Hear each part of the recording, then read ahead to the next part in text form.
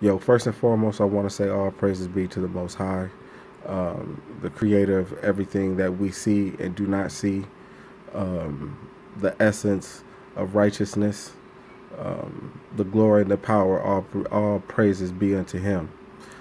Peace and blessings to the 12 tribes of Israel scattered abroad, uh, including here in America. So this video is going to be short. I'm not going to take up too much time this evening, but I wanted to bring out how the Bible hides and omits truth that we, as being descendants of our ancestors, are failing to realize due to the fact that our minds have been programmed with this English language. You know, all day I see brothers, sisters, camps, solo dolo, truth walkers debate and argue over scripture that wasn't even written in our language. It was actually translated, and the translators actually did a piss poor job at translating it and trying to hide the truth. But our language, okay, our language does not hide the truth. In fact, our language exposes it. And what we're going to do is we're going to go into Genesis 22:1. And this was from a video that I seen from a lady by the name of Tanya Moore. She has a YouTube channel called Yisrael's Redemption. I pray that the Most High leads you to her YouTube channel, because it's so much information and wisdom and knowledge about our scriptures that this lady gives us that you would be flabbergasted and dumbfounded. But anyways, sticking to script, because again, I don't have too much time. We want to take a look at Genesis 22:1. And this is a portion of scripture where it says the Most High told Abraham to sacrifice his son. You know, when you read it in our language, the Hebrew language right here, it doesn't say that. Now, you see the English language, and most people would take this as face value, thinking that God told Abraham to test his son. But we're going to read the verse, and I'm going to end right here. But I'm going to read this right here so you get a good understanding, and then we're going to break down this section where it identifies the person who tested, or I should say the being who tested Abraham. So the verse says, "And it came to pass after these things that God," or we'll say the Most High, "did test Abraham and said." So right here, it's identifying the person who's testing Abraham. Now, I'm not adding anything to scripture. I am not putting any interpretation on this whatsoever. I am literally taking the language of our ancestors and providing you with what it actually says. And you may want to do this with all other scriptures that you're confused about. And this would more than likely end a lot of these meaningless debates that we have. But again, this verse, again, it talks about how this being right here told Abraham to sacrifice his son. Now, these two letters in Hebrew, they mean something together. Okay? These two letters, they also mean something together. See, the translators, they put God here, and this is to throw you off of their scent, because again, the pen of the scribes is in vain, meaning that the translators who translated our scriptures that wasn't supposed to be translated, they did this in vain. They deliberately and purposely did this to throw us off. But if you're reading and you're learning your Hebrew language, you'll know who tested Abraham. So right here, we're going to go to these letters right here. Now, the first letter looks like a little cane. Okay. This is a website that I highly recommend that you go to and you use, because this website is actually a language breaker. It breaks down those barriers between the Hebrew language and the English language, and you actually get the meanings of the letters of our Hebrew language, because those letters, when they're put together and they formulate a word, whether it is a noun or a verb, they mean something. So going back to scripture, right now, right there, my bad. Going back to scripture, we have, it looks like a cane and a shelter. Okay. So Now, right there, that should automatically let you know. If you haven't been paying attention, we all know that Cain did not come from Adam. Cain actually came from the serpent who slept with Eve in the garden. That's another story. I'll get into that later. But right now, we're going to focus on these two letters. You got the Cain and you got this house. Okay. So what we're going to do is we're going to go to the two-letter lookup and we're going to type in this Cain and this house. And it's going to give us three definitions. Now, these out of these three definitions, you'll know who was the culprit behind telling Abraham to sacrifice his son. Now, this first one, zakah, means to shove or displace. Now, we know that to shove God, that doesn't go together. Then we have zakail, and that is to crawl or to fear. Now, going back, clicking up, here's the definitions of zakara. It's to shove or displace. Zakael is to crawl or fail. So we know that these two right here is not a being or a person talking or telling Abraham to sacrifice his son.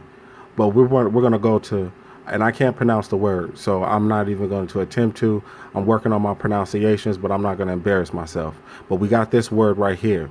And when we click on this word, it says Strong's 2220, proper name feminine, okay? Meaning serpent. Okay, now I'm not adding anything to scripture. I'm not interpreting anything. I'm taking those two letters that is in our Hebrew language and using that to break down the person who was telling Abraham to sacrifice his son. And again, it says serpent. So right here, right here, these two letters because you know the Hebrew language reads from right to left. These two letters right here means serpent. Serpent.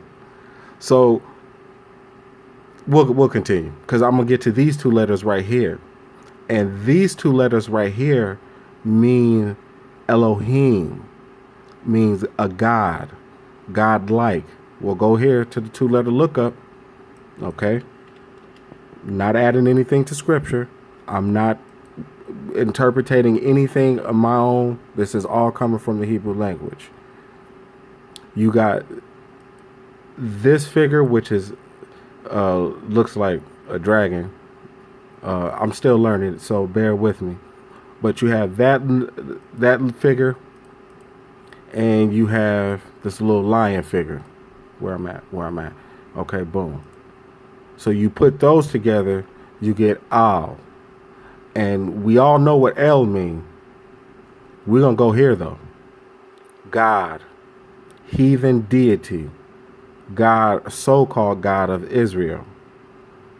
Elohim, supreme God, judges, divine ones, angels, godlike one, works or special possessions of God, angels, exceeding God, great judges, mighty. We all know that the fallen angels of men of mighty renown. So right there, going back to this, all we did was just break down these four letters right here, and it changes the whole passage right here. So basically, when you read it in Hebrew, it says, and it came to pass after these things, the serpent God did test Avram and said unto Avram and said, behold. And then it goes on telling him to sacrifice his son. So right there, you already know that through our Hebrew language, breaking it down, because again, and another thing that I want to mention, you see these little dots and stuff right here? Those are vowel points. Those points was added to add vowels. That's how you get Elohim, because they added these vowel points. The pen of the scribes is in vain. So when they added these vowel points, they were able to change the real meaning and hide it. They hid it right there in front of you. Like, this information is hidden right here in front of you, but we are too busy debating over small stuff, and we're debating in a language that we were programmed by. This isn't our language. This isn't our native tongue. but we were programmed with this language to interpret everything that we see, everything that we read, everything that we know derives from the English dialect. And the English dialect is nothing but an offspring of the Germanic dialect. And if you want to go back further, the Germanic people are descendants from Japheth. Okay? So instead of speaking our native Shem dialect, because this is the native language right here, we're speaking Japheth's. So, and then another thing to point out, if you really want to get specific and you want to, go into it in detail, when you type in serpent, okay, serpent, you get that word. The first one that comes up is Ephah. Ephah. Where have you heard that from? Where have you heard Ephah? Oh, remember when the righteous teacher said the kingdom of heaven is like a woman who hid 3 measures of yeast in unleavened bread? That 3 measures is the ephah measure. You see what I'm saying? Like, it right there. You already know where. You already know.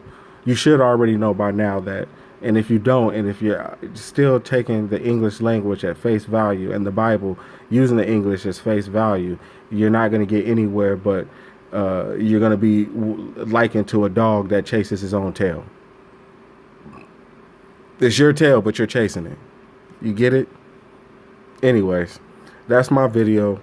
Hope you like it. Hope it was edifying.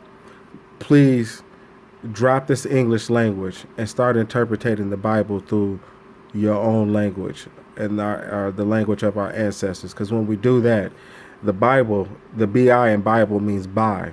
You'll be able to comprehend the real meaning because it's a story within a story. And if you're not breaking down the story using the Hebrew language,